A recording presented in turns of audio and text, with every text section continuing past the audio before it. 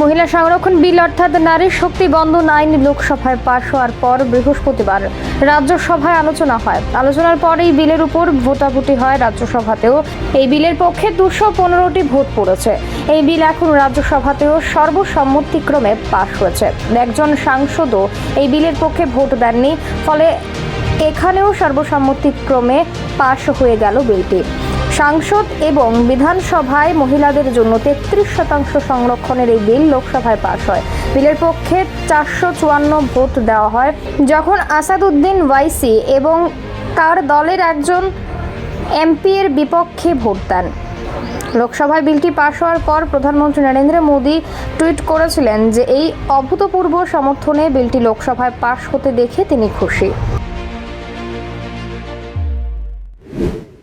मैं आज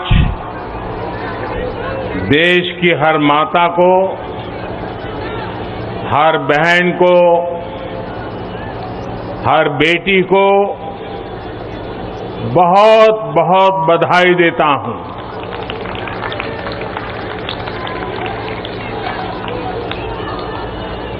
कल और परसों 20 और 21 सितंबर को हम सबने एक नया इतिहास बनते देखा है और हम सबका सौभाग्य है कि इतिहास बनाने का अवसर कोटि कोटि जनों ने हमें दिया है। कोई ठिकाना नहीं है, जो 30 वर्षों से कोई नहीं कर पाया वो नरेंद्र मोदी जी के नेतृत्व में संभव हो पाया।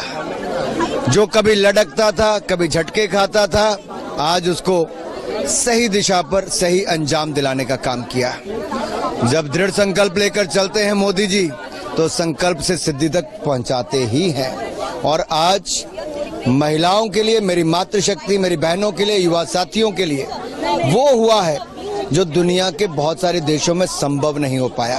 अब इसी संसद में 33% से ज्यादा महिलाएं होंगी, विधानसभाओं में 33% महिलाएं होंगी, और वो आने वाले वर्षों में आप देखिए वो नीति निर्माण में उनकी जो एक अहम भूमिका होने वाली है, गरीबों के कल्याण से भारत के उत्थान में वो हमारी मातृशक्ति सुनिश्चित करने वाली है।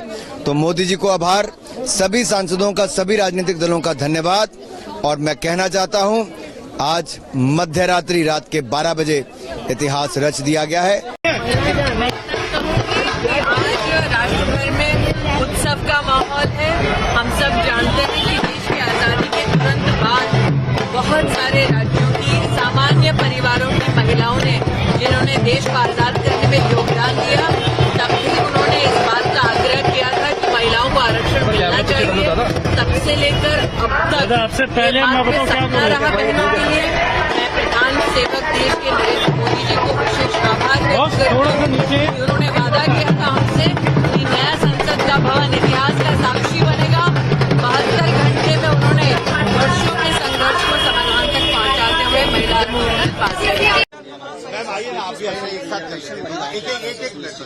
एक ऐतिहासिक निर्णय आज हुआ है और इस ऐतिहासिक निर्णय के लिए मैं देश के प्रधानमंत्री जी को बहुत साधुवाद देती हूँ। ये बिल में पहले भी कोशिश हुई, लेकिन ईमानदार कोशिश नहीं थी। आज ईमानदार कोशिश हुई, इसलिए लोकसभा से और राज्यसभा से दोनों से ही पारित हो गया। डायवर्जन किस चीज से हो रहा है? डायवर्जन ओबीसी सेंसस से हो रहा है।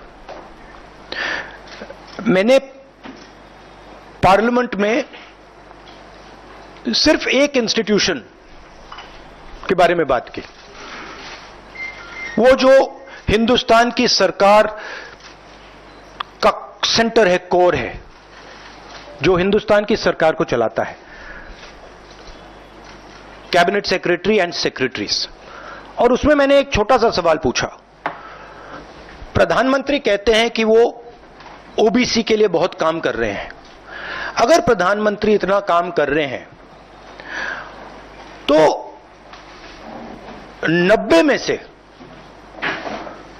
90 लोगों में से सिर्फ 3 लोग ओबीसी कम्युनिटी से क्यों हैं? पहला सवाल। दूसरा सवाल, मैंने यही एनालिसिस बजट को देख के की कि भैया पूरा हिंदुस्तान का बजट क्या है और ये जो ओबीसी ऑफिसर्स हैं ये इस बजट में से कितना कंट्रोल कर रहे हैं और क्या कंट्रोल कर रहे हैं, आदिवासी क्या कंट्रोल कर रहे हैं, दलित क्या कंट्रोल कर रहे हैं। ओबीसी हिंदुस्तान के 5% बजट को कंट्रोल कर रहा है, ओबीसी ऑफिसर्स। तो मुझे बात समझ नहीं आ रही है, प्रधानमंत्री हर रोज ओबीसी की बात करते हैं, ओबीसी प्राइड की बात करते हैं, मगर ओबीसी के लिए किया क्या?